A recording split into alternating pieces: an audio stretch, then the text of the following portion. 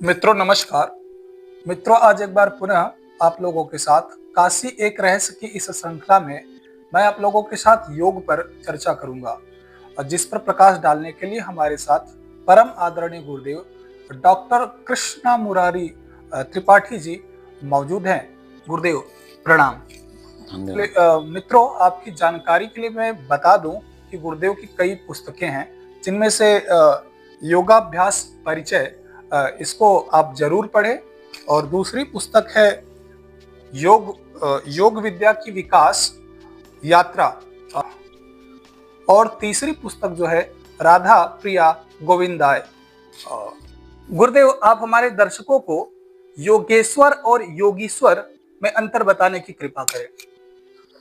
ऐसा है कि मनुष्य की चेतना या उसकी बायोलॉजी 4 स्तरों पर काम कर सकती है। जी चार संभावनाएं हैं उसकी। जी पहला तो मनुष्य पैदा जानवर के रूप में होता है, पशु के रूप में होता है। जी फिर एजुकेशन एंड ट्रेनिंग के द्वारा वो मनुष्य बनता है। जी फिर उसके बाद उस साधना के द्वारा अगर जी। उसको उचित मार्गदर्शन मिल जाए, मतलब साधना के द्वारा वो देवत्व को प्राप्त करता है, दिव्यता को प्राप्त करता है। और दिव्यता को प्राप्त करने के बाद जब सभी इच्छाओं से मुक्त हो जाता है जी तब वो ईश्वर हो जाता है। मनुष्य में चारों संभावनाएं हैं। भगवान श्री कृष्ण भगवान शंकर ने जी साधना के द्वारा जी और ईश्वरत्व को प्राप्त किया। जी तो वो तो योगेश्वर कहलाते हैं। जो योग साधना के जो योग माने पद्धति साधना, जी जो योग पद्धति के द्वारा योग साधना के द्वारा जो ईश्वरत्व तक पहुंच जाते हैं उन्हें हम योगेश्वर कहते हैं। जी। अब पतंजलि ने ईश्वर को साधना का सर्वप्रधान गुरु कहा है। साधना मार्ग का सर्वप्रधान गुरु ईश्वर है जी और उसे गुरु बताया, सभी का गुरु है। तो बड़ी व्यवहारिक परिभाषा होती है। जो दूसरों को भी योगी बना सके, मुक्ति का मार्ग दिखा सके, उसे हम योगेश्वर कहते हैं, उसे हम गुरु कहते हैं। और योगीश्वर गुरुदेव वही योगेश्वर तो होता है। अभी तो योगेश्वर होता है जी। अब योगी तो जो जितने योग साधना करके और कम से कम कूटस्थ का मतलब जो जितने योग साधना के द्वारा कुछ सफलता पा ली है, जी कूटस्थ का तो दर्शन कर ही लिया। कूटस्थ जो होता है उसका दर्शन कर लिया, उसे हम योगी कहेंगे। सच्चा योगी वही है। आजकल तो हर आदमी न जाने हर व्यक्ति योगी है, योगाचार्य है, बात अलग है। तो ये गुरुदेव आदि योगी के बारे में आप दर्शकों को बताइए। आदि योगी भगवान शंकर थे। भगवान शंकर को आदि योगी और सभी योग जो योग का जो साधना पंथ है जी खास, एक तो आगम सभी ज्ञान, जी व्यवहारिक ज्ञान को हम आगम कहते हैं। जी। तो आगम और योग दोनों का प्रारंभ उन्हीं से हुआ। तो आदि योगी तो वही है। जब कोई व्यक्ति योग की एक परमावस्था प्राप्त करता है तो ज्ञान है, बल है, ये सब उसके पास आ जाते हैं। सर्वज्ञता, जब सर्वज्ञता आ गई तो फिर क्या कहना जी। तो इसी कारण उन्होंने आयुर्वेद को भी जन्म दिया, उन्होंने योग को भी जन्म दिया, उन्होंने धर्म को भी जन्म दिया, जी। आगम को भी जन्म दिया। गुरुदेव अष्टांग मार्ग के बारे में कुछ बताइए आप। इसका प्रतिपादन महर्षि पतंजलि ने किया था। महर्षि पतंजलि योग में कहाँ तक पहुंचे थे ये तो नहीं पता कि योग संबंधी समस्त जानकारियां, समस्त जानकारियों का संकलन कर उन्हें फिर आम आदमी के सामने वैज्ञानिक रूप से प्रस्तुत किया। इसीलिए महर्षि पतंजलि को योग का पर्याय माना था, जबकि वास्तव में उनसे पहले भी योग था। तो योग की उत्पत्ति तो उपनिषद से हुई जी। अगर वैदिक मार्ग की बात करें। पतंजलि ने क्या किया, उस सारे ज्ञान को अंत में समेट करके बहुत संक्षिप्त सूत्रों में 195 सूत्रों में निबद्ध कर दिया, वो भी वैज्ञानिक तरीके से, एकदम टू द पॉइंट। वैज्ञानिकता करना होता है टू द पॉइंट बात करना जी। तो उन्होंने उसको, तो महर्षि पतंजलि ने अष्टांग योग का प्रतिपादन किया। उसका पहला है यम। यम का मतलब आचरण को सुधारो। पहले सेल्फ और नॉन सेल्फ, जो हम हैं और जो नहीं है, इनके बीच के अंतर को खत्म करो धीरे धीरे। क्योंकि बहुत से लोग मनोज्ञ होते हैं, पहचान जाते हैं आपका मन क्या है। जी। और भगवान तो सबका अंतर बाहर जानता है, ईश्वर सबका अंतर बाहर जानता है। तो इसे सत्य बोलो। सभी प्राणियों में आत्मा का निवास है। अहिंसा के मार्ग पर चलो, हिंसा मत करो, क्योंकि तुम आत्मा का नुकसान कर दो। जब तक आप किसी प्राणी को मारते हैं तो मारने के पहले आप स्वयं भोग और हिंसा भाव में आते हैं, क्रोध में आते हैं। इससे तो आप ही अपना ही नुकसान कर रहे हैं। तो अहिंसा, सत्य, अस्तेय। अस्तेय का मतलब व्यापक है। जो किताबों में लिखा हुआ है वो अस्तेय का मतलब नहीं है। किताबों में तो चोरी न करना बस बताया गया है। ये बहुत चीज सीमित कर दिया उसने। अरे आप पर्यावरण से जो लेते हैं, मानवता से जो लेते हैं, माता पिता और अपने गुरुजनों, अपने परिचरों से जो आप लेते हैं, जी। इवन अपने पुत्र तक से जो आप लेते हैं, पुत्र भी तो आता तो प्रसन्न होते हैं, आपका मनोरंजन करता है। पर्यावरण मतलब पंच तत्वों से जो आप लेते हैं, उसको वापस कीजिए। ना वापस कीजिए तो कम से कम उनको प्रदूषित तो मत कीजिए। जितना हो सकता है वापस कीजिए अपनी बुद्धि के अनुसार। नहीं वापस होता तो उसे वो अस्तेय का व्यापक रूप है। मैंने इस पर लेख भी लिखा है एक। अहिंसा, सत्य, अस्तेय, ब्रह्मचर्य। तब तो ब्रह्मचर्य का पालन करना। ब्रह्मचर्य का मतलब परोक्ष रूप से योग होता है। परोक्ष रूप से योग ही है ब्रह्मचर्य। तो ब्रह्मचर्य और फिर अपरिग्रह। जैसे जब योगी खुद ही परिग्रह त्याग देंगे, खुद ही बहुत कम में रहने लगेंगे। फिर आता है नियम, शौच, ये तो वैदिक है। संतोष, वही निष्काम कर्मयोग को ही हम संतोष कहते हैं। तो शौच, संतोष, तप, जो साधना मार्ग है इसे हम तप कहते हैं। तप का की व्याख्या इसमें की गई है। तैत्तिरीय उपनिषद में सबसे पहले तप की व्याख्या की गई है। अन्न संयम से प्रारंभ होता है। अन्न संयम, फिर उसके बाद प्राण संयम, वाक संयम, तब मनो संयम करना पड़ता है। अन्न संयम, फिर उसके बाद चक्षु संयम। बिना उसके कैसे ध्यान लगेगा, तो चक्षु संयम कीजिए। फिर उसके बाद जो है वो आप तब प्राण संयम होगा। आपके प्राणों को कौन वो करता है, तो जो है वो आप जो आप देखते हैं उससे आपके प्राण हिलते हैं। किसी पे गुस्सा होते हैं, किसी पे शांत, किसी पे प्रसन्न होते हैं, तो प्राणों को हिलाता है। तो इसे चक्षु संयम, अन्न संयम, चक्षु संयम, तब प्राण संयम। प्राण संयम के बाद फिर आता है वाक संयम। बिना वाक संयम के आप ध्यान नहीं कर सकते। तब मनो संयम, ये ध्यान लगेगा आपका। अब अंत में जो है फिर वो कुछ और संयम है। इन सबको मिला के तप कहते हैं। क्रमशः इस बात पर बढ़ता। तो हमारे यहाँ अन्न संयम तो हमारे यहाँ औरतें करती है, बहुत दिन व्रत नहीं करते हैं, आदमी लोग भी व्रत करते हैं। तो अन्न संयम सब करते हैं। पूरा भारतीय जीवन पद्धति तप में है। और फिर आगे और बढ़ता जाता है तप। मुझे आपका प्रश्न को पहले खत्म करना है। तो फिर उसके बाद आइए तप स्वाध्याय, ईश्वर प्रणिधान।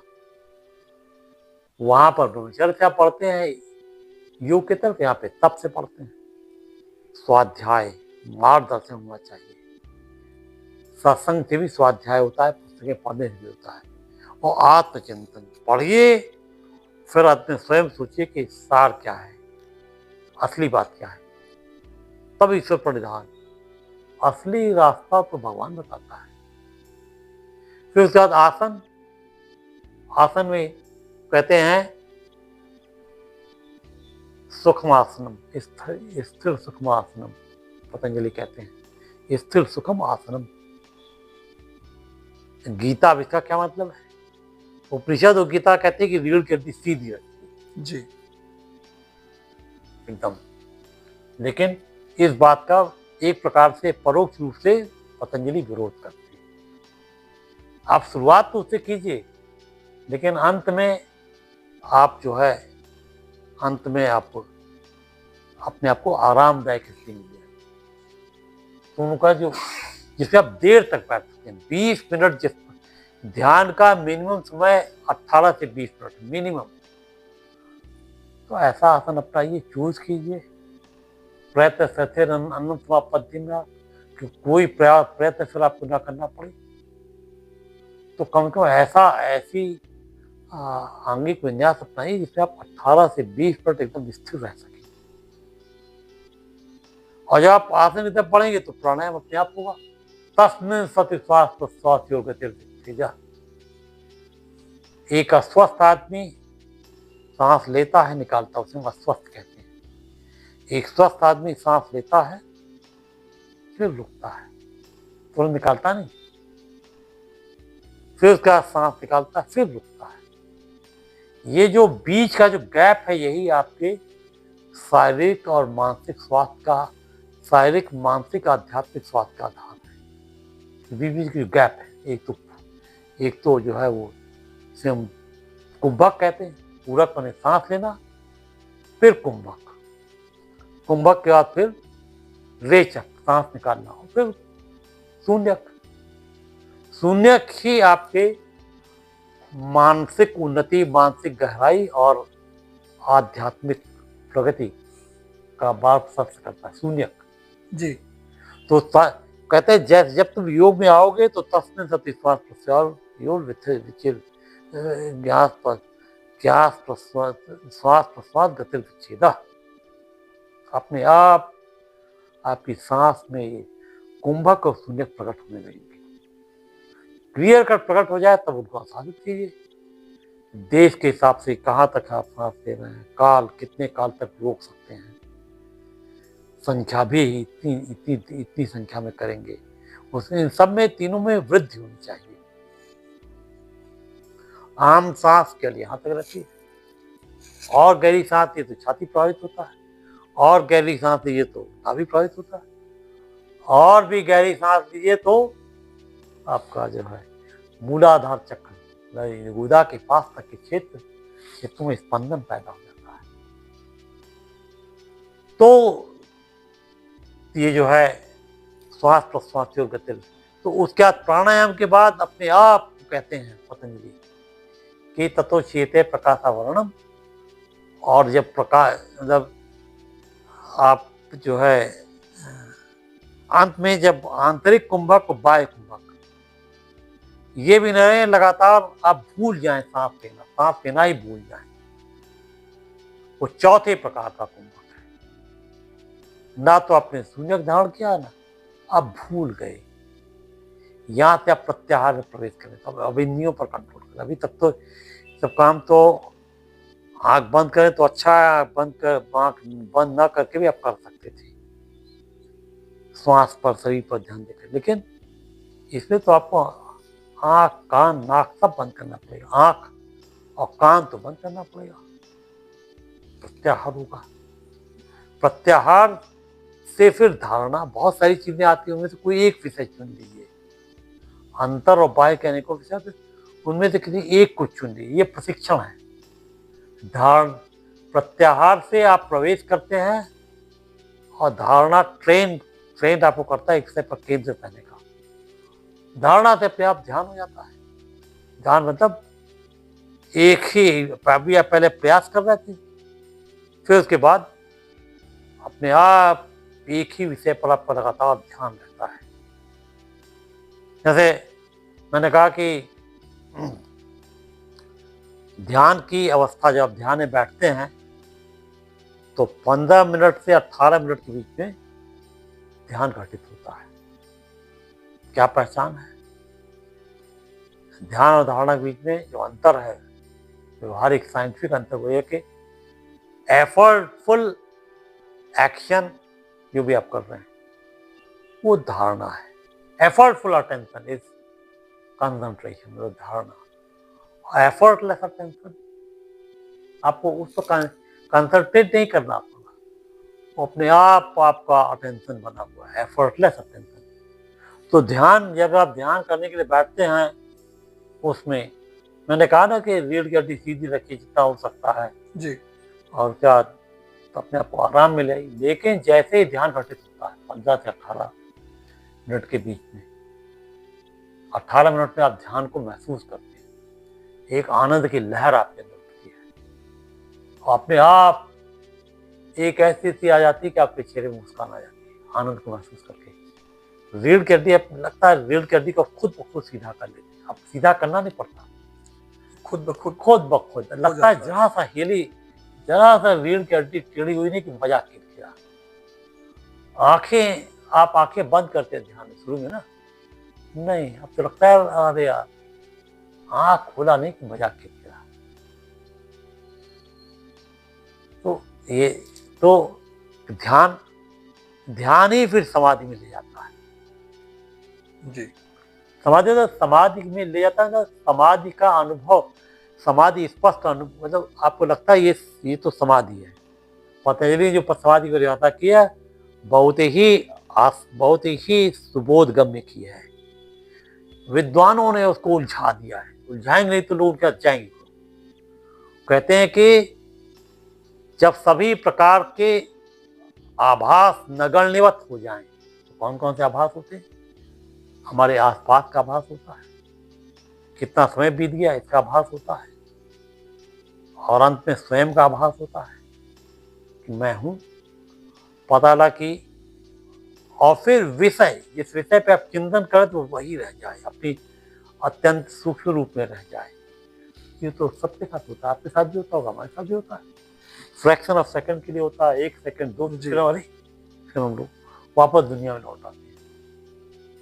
तो जितना आप यम का पालन करेंगे उतना, ये मेरा अप्रोच था। एक अप्रोच है कि साइमल्टेनियस, एक है सीक्वेंशियल अप्रोच। विद्वान कहते हैं कि पहले यम का पालन, फिर नियम का पालन, फिर आसन।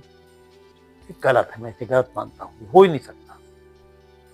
जितना आप यम में प्रतिष्ठित होंगे, आप नियम में प्रतिष्ठित, बिना नियम में प्रतिष्ठित हुए आप यम तक का पालन नहीं कर सकते, मतलब किसी भी यम का पालन नहीं कर पाएंगे। तो जैसे जैसे आप यम में आगे बढ़ेंगे, अपने आप नियम आपके लिए साध्य हो जाएगा। ये जरूर है कि यमों के पालन से नियम साध्य, और जब यम नियम का पालन करेंगे तो आपके अंदर स्थिर बैठने की, स्थिर सुखम आसन, मतलब चैन कहाँ है, स्थिर सुखम आसनम की प्रति पैदा हुई, और फिर स्थिर सुखम आसनम होगा। पतंजलि 2-3 बातें और कही आसन कह रहे हैं। तो अपने आप तस्मिन् सति समाधिः, अपने आप, वो कहते हैं अपने आप ही तो होगा। अगर मैंने जो शर्तें कही हैं आसन की पूरी हो जाएं, तो अपने आप तस्मिन् सति, फिर अंत में क्या होगा कि आप भूल जाएंगे कि कुंभक करना है कि शून्यक करना है, कुछ देर के लिए भूल ही जाएंगे। इसमें आप प्रत्याह अन्यों को भी आप मूद लीजिए, बंद कर दीजिए, काट दीजिए बाह्य संसार से। आप आंतरिक संसार में प्रवेश कीजिए, किसी आंतरिक विषय पर जो बराबर महसूस होता हो, अपने मन या काया के, अब उस पर धारणा लगातार कंसंट्रेट कीजिए। ये कंसंट्रेशन अपने आपको ध्यान की तरफ, ये धारणा हो गया कंसंट्रेशन जी। अपने आप आपको ध्यान में तक ले जाएगा, और ध्यान अंत में समाधि परिणत हो जाती है। पर ध्यान करने की योग्यता नहीं आएगी, आप समाधि कर नहीं सकते। मतलब आपको समाधि ना एक अनुभव, एक देखो हमें समाधि लग गई, इस प्रकार का जो अनुभव होता है, तो पतंजलि ने जो परिभाषा दी हो तो सबके साथ घटित हो सकता है। दिल जितना साफ होगा, जितना निर्मल होगा, जितना शांत होगा, जिसे हम यम कहते हैं, उतना ही आप समाधि में प्रवेश करेंगे। इसीलिए पहला स्टेप समाधि की बात मत कीजिए। अगर आपने पहला स्टेप हृदय की निर्मलता, लोगों के प्रति वैर भाव, सब अपने और लोगों के बीच में जो विभेद है, लोगों की चीज़ों को महसूस करना, उनकी भावनाओं को महसूस करना, व्यास जो वाल्मीकि जैसा आदमी एक नर क्रौंच के मरने पर, व्यास की कहानी आप जानते हैं? वाल्मीकि वाल्मीकि विलाप करता है और फिर एक महाकाव्य लिख देता है, विलाप करने लगता है। तो कहने का मतलब हृदय में निर्बलता आई नहीं कि भगवान जैसे हृदय निर्बल होता है, अपने आप आपके अंदर भगवान का वास होता है और फिर आप योग में समाधि प्रतिष्ठित होते हैं। 8 अंग साइमल्टेनियस एक साथ ऐसे गोलाकार है, इसमें 8 अंग हैं और सब क्रमशः केंद्र की तरफ बढ़ते हैं, एक साथ बढ़ते हैं, एक दूसरे का हाथ पकड़ बढ़ते हैं। कोई धीरे धीरे चलेगा, धीमा होगा तो प्रगति रोक देगा, सब एक साथ हाथ पकड़ के साथ चलते हैं और अंत में केंद्र तक पहुंचते हैं। ये अष्टांग योग है मेरे हिसाब से, जो मैंने समझा बता दिया। गुरुदेव, मुझे आशा ही नहीं पूरा विश्वास है कि मेरे जो दर्शक हैं, योग से संबंधित उनकी जो भी जिज्ञासा रही होगी वो आपके द्वारा शांत हो गई होगी। गुरुदेव, आपने अपना बहुमूल्य समय दिया, इसके लिए बहुत बहुत धन्यवाद। नहीं, कृतज्ञता तो मेरी है, आपने मुझ तक आए और आप उस बात को दर्शक तक पहुंचा रहे हैं, जो दर्शक मेरी बातों तक पहुंचे होंगे प्रयास करके, तो मैं उन सभी दर्शकों का आभारी हूं। धन्यवाद। प्रणाम।